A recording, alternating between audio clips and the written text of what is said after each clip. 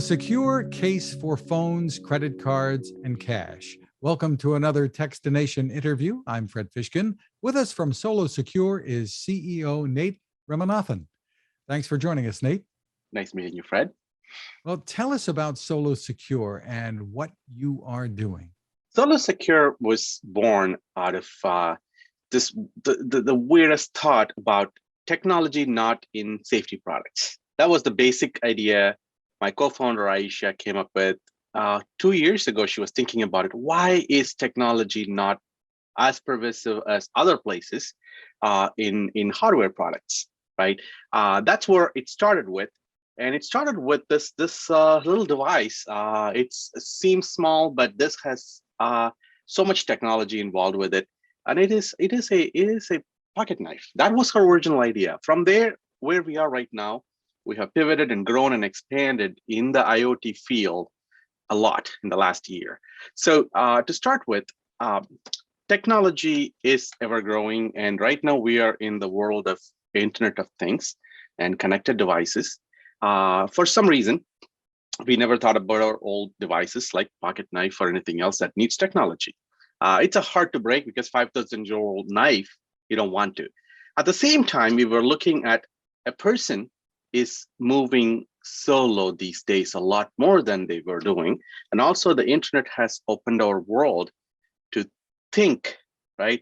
Safety is there, just assume it. Let's move forward. We have information, we have the mobile phone. So Go Solo movement started. In that process came this idea, right? Yeah, a girl who's going to college or a guy who's going to college, first time out of home, I want to be out, right? Go solo. Now, okay, now I need my wallet, I need my phone. We always go without the wallet. We cannot go without our phone. That was the premises we came to. Okay, then Apple put product on the back of the phone. Everybody has this little thing. The problem we saw was, oh, everything is false. Why can't we put a little gadget that can hold it? This came out of one of our co-founders' idea. She was, yeah, you're talking about Go Solo. We are putting all these hardware, but me as a female do not have a pocket in my dress. I still need my license. We are not quite there to put the license on the app. Still places take cash. I need a place to hold it. Just I can take my phone and go. That was the birth of this. And this comes out of the Bluetooth technology, 5G, all the connectivity. So how our case works is very simple. It is your wallet right behind your phone case, and it holds your basic needs, your one credit card, your license or ID for a school kid, and some cash. And it is secured through your biometrics on your phone, and it connects through Bluetooth directly with 5G, depending upon the version. Now, when you want to open, we have a hard button. You push the button, it authenticates who you are, either through your facial recognition, biometric, fingerprint, or your passcode. It opens. It's all very fast. We had it at CES. It was just amazing how fast this works. And then it's with you all the time. So anywhere somebody goes, all they need is their phone, right? So that's the premises of it. And from there on, we have developed a lot of other technologies that's continued to evolve. We have a very strong team in the IoT field. So this integrates with an app, right? Yes, correct. And you're also using AI to some extent. Tell us about that. So the app is the center of our application. If you want it, it's a three-prong. There is data. There's too much data at this point. And then there's our app, which is a user-facing app, which kind of goes into the world internet and just gets everything from the internet, scrapes it, puts relevance, and then the user use our app to daily navigate through safety issues. And then also it provides them a educational tool for knowing everything about safety. If you look at it, it is not just throwing data at you. Hey, there's a crime here, there's a package thief here. It's not relevant to you. It's your goal is to be not to be at a wrong place at a wrong time. And if you can get alerted, you can avoid it. Avoiding is the best thing. So our premises relies on educating. And then all these devices, what are they doing? They're providing data to our system. So there's internet source data and IoT devices, wherever our device is being used, it makes people easy to pull in data with anonymity and they can put their information. Most people want to just pass on their information without any other publication, because you don't want to be knowing that you're just tattling on people. On the other side of it is the pulling in the intelligence. So when the data comes into it, it's just raw. So as our AI engine starts churning in the data, it's putting relevance where you are, what time this crime has happened. For example, you are going into a restaurant at 6 o'clock, perfectly normal. World is running perfect. But you are in the restaurant for 5 hours with the friends and everything else. Now everybody's going. When you park the car, it was a perfectly all right area because there were a lot of movement. 10 o'clock, not so much. When you are starting to move, if the app can warn you, hey, this is a high crime time, just watch out. And stuff, you're watching your phone and trying to look on your Facebook or TikTok video as you walk the car, you will be alert. Okay, you got warned. So it is about the location, the time, everything. So that's where the intelligence comes in. And all our devices connected. And it also has the main feature of SOS. So we can directly communicate data packets to the 911 call centers with relevant information. So just having a call without a 911 operator knowing what it is coming, like who is it, the time is longer. So I think the average is 42 minutes. When you have relevant information, who is this person, authenticated information through a data packet, then their odds are higher. So that's during a crisis. And then our platform also integrates something which nobody's doing in the after support. If stuff happens, there are a lot of individuals like singles going on a blind date and everything. There are a lot of incidents happening.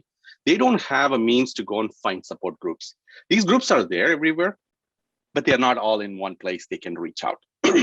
So we give a platform for after support. If there is something, it is automatic. You can put in information and it'll guide, the AI system will guide, hey, here's your optimum support group that you can reach with anonymity, and you can talk about your issues to get back on your feet. Because any safety incident is traumatizing. It comes and haunts you, however small it might be. It is very traumatizing. So there's the before part, we keep you informed, educated, and moving along. And during part, when there is crisis, SOS through our IoT devices, and then there is the after part. Describe for us a little bit more about how the SOS part works and how it knows to summon 911. So there are a couple of things. One, it's your example, our Solo Blade. It has a direct connectivity. There are 2 versions. One, it connects through your Bluetooth phone. It's always pinging and checking where you are. It knows your location. So example, it acts as a flashlight. You're using it as a flashlight. You're walking to your car, and it is authenticated. It knows your location, where you're going. It knows that there is a situation that you need to keep it on your hand. And you pull your blade for something or standoff. What it does is it's automatically alerts, because you have your information already in the app with your relevant information, whatever is required. Example, if you're going to call 911 operator, whatever you're going to do, it is there already stored in the system. And the blade knows your location and your app knows your location, and it gives your coordinates as precise as possible where you're located with the relevant information. Who is this person? And that information gets transmitted. So am I pushing a button to trigger the call to 911? What am I doing? Yes, it is a button. And just in case you push it false, right, you have 10 seconds to retract back. Still no harm done. You can always go back and revert that back. Say, hey, this is where near misses are captured. So example, our pepper spray is a very intelligent pepper spray. A lot of kids carry pepper spray these days. That's going to be one of our promising commodities out in the market. All these pepper spray out in the market right now, one, they don't know when it expires. So you carry it for 2 years, and when you need it, it doesn't work. It's like your fire extinguisher, right? You have one. If it's not up to date, it's useless. And the second thing is, when you spray a pepper spray, most of the time, if there's a small wind gust, you get a spray of it. And if you do not know how to use it, you might be incapacitated by your own pepper spray. Another thing is there's no alert, and there's no 911 calls. You spray it, and then you got to take your phone, you got to call. In our system, everything is combined. So you put your fingerprint authentication. By the way, every device we have is biometrically controlled, because It's a single user device. You should be able to use, not the kid in the family who can play with your safety devices or get hurt. So when you're using your pepper spray, authentication happens. And when you push the spray, it is default. So you use the spray, it automatically calls. And for some reason, it was a false alert. You can always go back and cancel it. But then you put a reason into the app saying, hey, I was in a situation. What are we doing here? We are capturing near miss, which is not captured currently in the safety world. Factories, we capture near misses, right? A forklift comes in, not hit a barrel, but it is close enough. So what happened? Why is that barrel there? So you document it. That's how we have been reducing the accidents in the factory. Why can't we use the same logic for personal safety? Why do we document only when an incident gets to a crime or somebody gets hurt? If we are doing that through social media, but it is very unstructured. So we are providing a platform starting to gather those near misses through our devices. If you pull the device, it is logging in, it asks you the question, hey, what happened? Most of the time people want to vent it out. So it's a very simple form of answering. So these data come into the AI engine. So that's how we are capturing that near misses and connecting those. How do we make this platform intelligent? So describe for us the products that you have developed and their availability and pricing. So it is priced to, say, example, if you look at a phone case, there's a wide range. You can pay $80 for a fancy case, or you can buy a $10 one. This one is listed in our website, or VP of Marketing is on the call. It's $79. Again, the price will start going down as the volume goes up and the technology gets matured. And it is priced to compete with the wallets, right? So the Apple Wallet is priced non-tech, just it sticks to your phone. And chances are someday you're going to lose it. And we have a great example. Catherine lost her wallet and it took her a few weeks to get her license back and everything. So we avoid that. So there's a price to pay. That's the price point for the case. And that is for which phones? This is for the 13 Pro Max. So it's your largest phone. Anything that goes down, the case is going to be going down. The iPhone Pro 13. iPhone 13 Pro Max. That's the largest and the most expensive phone. And also, we are targeting that phone because first thing is, if you're paying so much money for your phone, this is not an expensive case. We will be launching our Android case shortly. So within the second quarter of this year, we will be launching Android, and then we will start going down. At some point, going to a smaller phone, your limitations is if your phone is smaller than your credit card, then the case becomes bigger. So at that point, we got to look at the cost of making the product and selling price. But eventually, where we are going with it is, we are working on an ASIC. That is a chip that comprises of our technology. We have nailed how this connectivity works and everything else. All our product, it has a lot of technology. Our next step is we will be combining all these technology into an ASIC chip that we will be able to use on many platforms. It's the beauty of it is everything uses a common technology. We should be able to combine that into a ASIC chip. So that's where the IoT chip comes in. So that's where SoloSecure is going, developing this technology, innovation, putting them in a chip format. So eventually, we might be able to license these technology out to other people other than just SoloSecure product, because the more data come into the system, our system becomes intelligent and it helps people directly. So the other products that you have out? So we are working on a pepper spray, which doesn't spray on you. So how it does is that's a patented process that we have developed. So it only goes one direction, and it is biometric. At the same time, it watches your expiration date. So it's pretty much tells you like, hey, your pepper spray is going out of useful life. You need to change it. So that indication all comes through your app. Everything is connected to your app. And then there is a taste, solar taste, which is the same principle. It's biometric. You have to trigger to operate the taste. And then, of course, a stun, which is the same concept. All the things use the SOS feature biometric and then trigger. Once you trigger, the SOS goes and you have time to cancel it.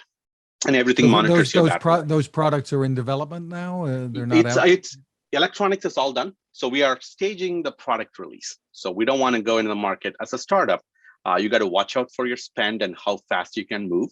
So we are in the fundraising process for our seed round. So once the seed round is done, so we got to prioritize which one goes out. The case comes out first. Actually, step back. App comes out first. The app will be out in the store for testing in the next 2 weeks. So we're going to be coming with the app for a limited geography for beta testing in February. And then on, the case comes out because the app connects to the case. And then followed by that, the next product would be the Android for the case, and then the blade. The spray is in line with the blade timing because same electronic, same concept, but the mechanisms are different. So by end of this year, we will have all our product except the TASE. TASE has the shooting mechanism, which is going to take us into the next year, first quarter. But the rest of the product will be available by end of this year. For more information, where can people go? It's www.solosecure.com. That's the place you can find all the information and the contact for our marketing team. And we are on social media.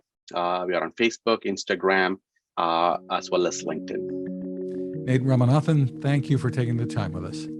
Thanks, Fred. Appreciate it.